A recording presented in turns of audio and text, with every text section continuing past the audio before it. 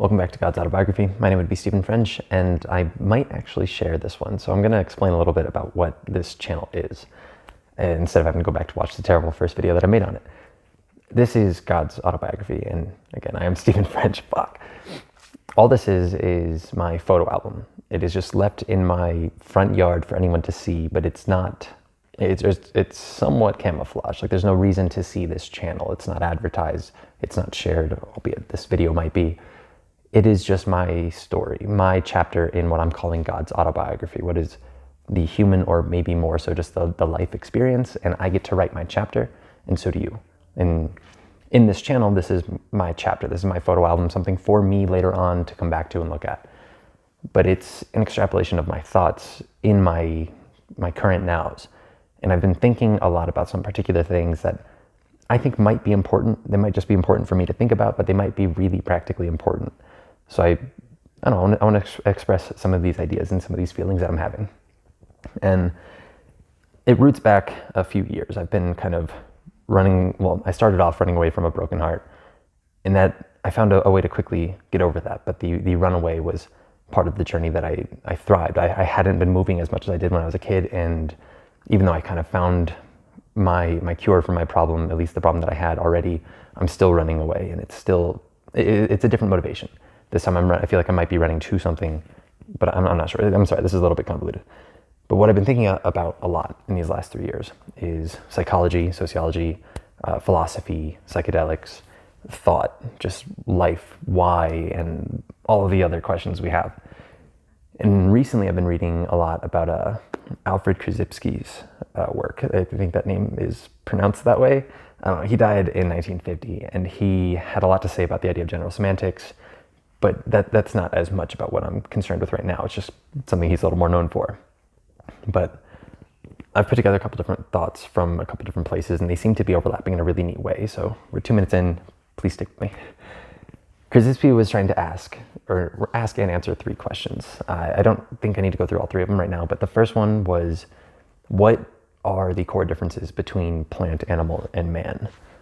Second question was, what explains such a vast difference within man that in one generation we can have the likes of Hitler and Stalin and Gandhi? And I think that's a pretty important question. So for those 2 questions, what Korzybski was focusing on was, what do plants do? What do animals do? What do humans do? And for plants, he ended up labeling them chemical binders. By this, he meant that plants have the ultimate control, conscious or not, of the chemical processes within them. They can take in energy, they can expel waste, and they can survive the environmental difficulties that are at hand. Things like, before animals, there were just the weather conditions that we still have, wind, oxygen ratios, like everything that a plant can endure. On top of that, or further from there, he tried to describe what animals do. And animals do everything that plants do on the molecular or the chemical control side. But they have this new ability to manipulate space, and he then coined them space binders. So imagine plants that can now be mobile, and with all of the new environmental difficulties that brings, like the predator-prey scenario, which then does kind of filter down into the plant life. They are now affected by the other things walking around, but not quite as much. Now that works for me, that tracks pretty well. But then where do we go, or how do we go from animals as space binders to people? And I really like his answer. He calls us time binders. And I'm willing to consider that dolphins might be there too, and possibly some other species. But by time binders, we do everything the plants do on the chemical side. We do everything that the animals do. We take that chemical process of survival and we bring it mobily across the world. But then we have time. We have this ability to learn something over a generation and pass it down to our children almost entirely, sometimes even more than entirely. And we don't see that in most of the other animal life. Like, we see that a little bit with dolphins. They are rapidly getting better at their shallow water hunting. It's actually really beautiful to see. If you haven't seen that, I might link one, but if not, go find it. It's fucking great. And but like squirrels, a mother squirrel teaches the offspring in some way or another, deliberate or not, how to bury nuts, how to hide food. But I don't think the mother can teach the squirrel her success rates with places that she's hidden food. If you watch squirrels in the woods, it looks very random. Maybe there's a pattern, but it doesn't seem like they're binding to time quite yet. So humans seem to. That seems to be important. Now, since Korzybski's scale, it consumes the tiers below it. So people are animals, are plants. I've always heard the evolution process kind of described as like we have plants, and then in this other entirely different phenomenon, we have bacteria and eventually animals and all this, like the other life. But it wasn't really explained as if the plants had just turned into the other forms of life. And I'm starting to think that might be the thing that happened. And this already might be well known and it might be far off. I have no fucking clue. I'm just diving into thoughts. But I watched a video pretty recently, and this will all tie back to what Korzybski was saying, but we'll bounce a bit. I was watching a video about oak trees and how every fourth yield of their acorns is vastly larger and more in quantity. And I don't know if this is by region or a specific type of oak tree, I'm not sure yet. But the reason for this seems to be that in 3 consistent yields, the squirrel population is relatively stabilized. Now, if you think about oak trees and how they reproduce, the acorn can't be planted beneath the oak tree. There's too much of a canopy. It needs a lot more light than that. So it needs something to take this seed, move it, and bury it. It's kind of weird to think that like squirrels are responsible for the existence of oak trees. So keep that in your thought. Keep that in the back of your mind, I guess. So in this 4th year, this excessive yield, the squirrels now are almost guaranteed to bury too many nuts, and the tree has a rapid chance to grow. And we'll see that the squirrel population will actually thrive for 1 more year, and then in those 3 bouncing years, it'll bounce back down. And this controls the predator-prey scale as well. So like the trees are controlling the environment around them. But there's so many more examples of this. Like we often ask the question of how do salmon know how to swim upstream, how to get back to where they were born? How do birds know how to fly home? There's actually a whole bunch. We don't fucking know how pigeons do this. It's sick. You can plug their nose, you can put magnets on their wings, you can drop them off somewhere that they couldn't have known what direction. You can offset their day cycle like manually by putting them in boxes and controlling when their sun rises. Anything we do, anything we tested, they make it home. We don't understand how birds are doing this. We don't understand how most of the animals are doing this. And another more specific example to what I'm thinking about is fig trees. Like the fig requires a certain wasp to go into the fig and die and have its offspring, so then they can grow and then they can leave and they can bring seeds from that fig over to the next one, so they can penetrate that and die and reproduce. The fig tree requires this process in order to have offspring. The oak tree requires this squirrel behavior in order to reproduce. We keep asking, how do animals know how to respond in this world? Because we can't conceive of them learning in the way that we do, because they are not time binders. But we could just be asking the right question in the wrong orientation, the wrong direction. Plants predate all of the other life. I'm pretty sure. I think we all believe this. This might be ubiquitous. Is it unrealistic for plants to create the next part of life as something akin to an organ or a habit or a reproductive process? Can animals just be extensions of plants with the initial design of survival for the plants? But then this weird thing that we consider consciousness, now we have a little bit of autonomy in our predetermined practice. It's almost like a little bit of maybe free will type of thing. The other shit I'm always thinking about in my head. But I don't know. I love thinking about this because I watch nature differently now. We have an example of beetles. Like insects are the smallest life. We give them nothing more than just mechanical autonomy. But this beetle will have its offspring, and she will mother them until they're old enough to leave. And somebody was doing this project on them, just taking pictures of them every day. I don't know what their purpose was. But one of the offspring had a curled wing. It could never fly. It could never leave home. And the mother typically will just leave and do her own shit after the offspring leave.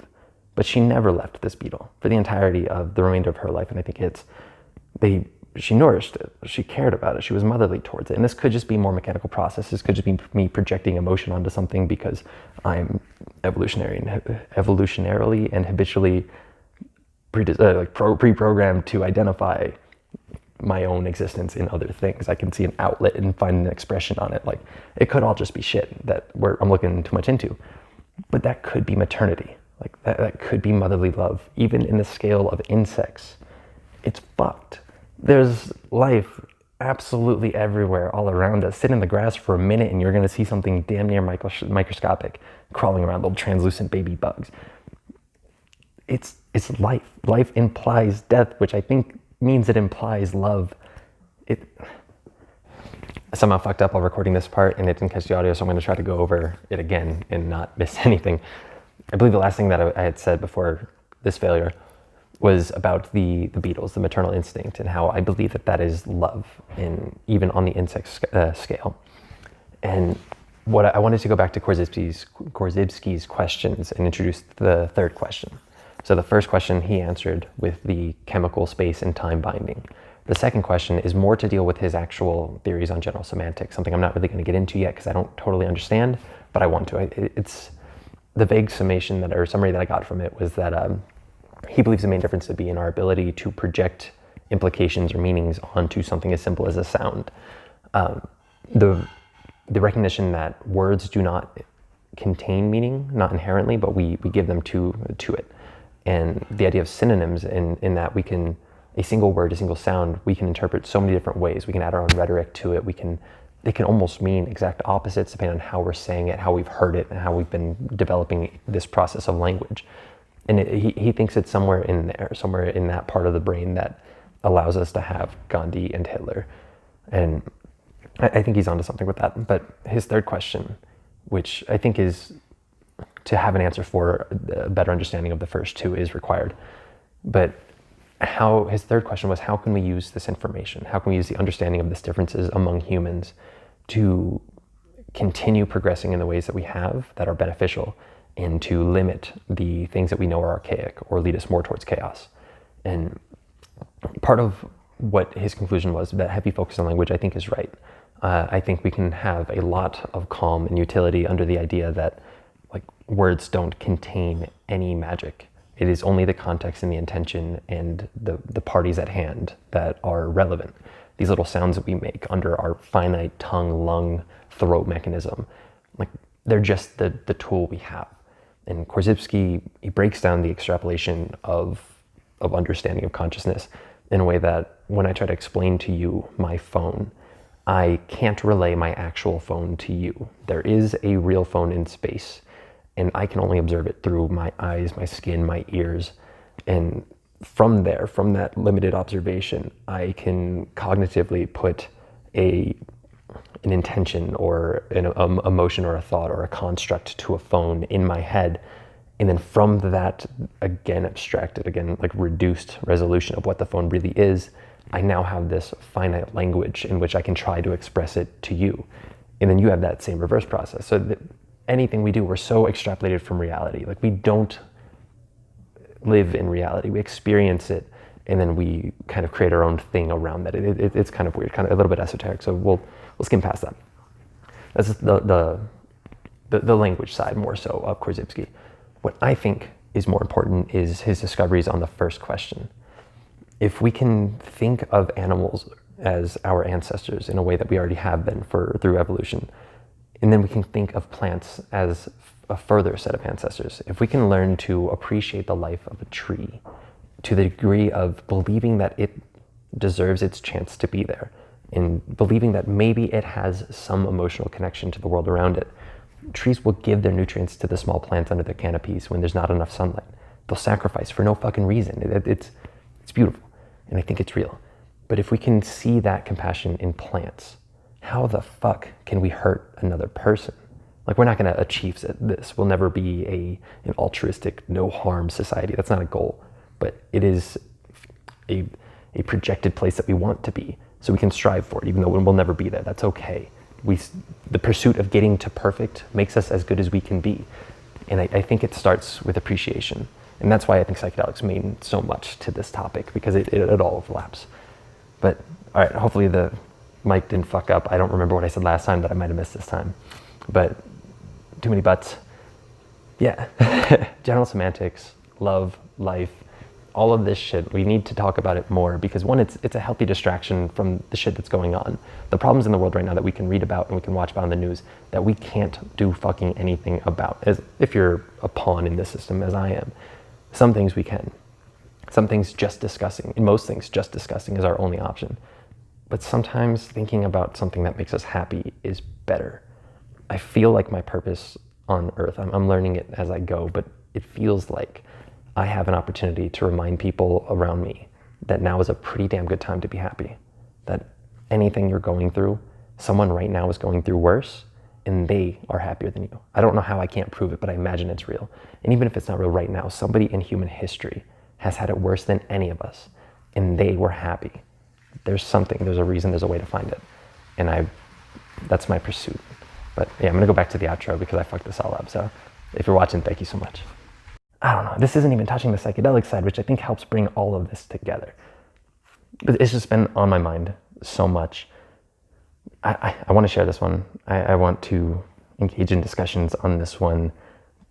There's no need to check out the rest of the channel unless you, for some reason, want to. It's my own little photo album. It's nothing particular. I'm not putting good effort into making content here.